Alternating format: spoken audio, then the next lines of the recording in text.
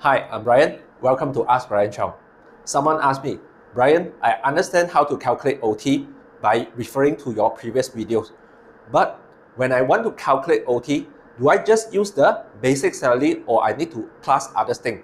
To answer this question, first thing we need to understand that to calculate OT, we need to use ordinary rate of pay divide by 26 days or further divide to 8 hours.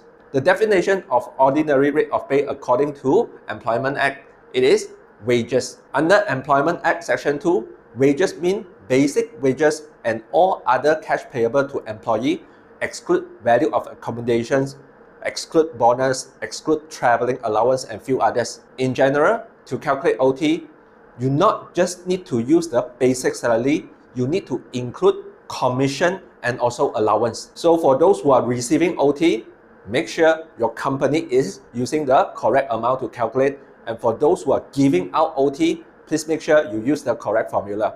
Please like, keep and share this video with all your friends or colleagues who are receiving OT.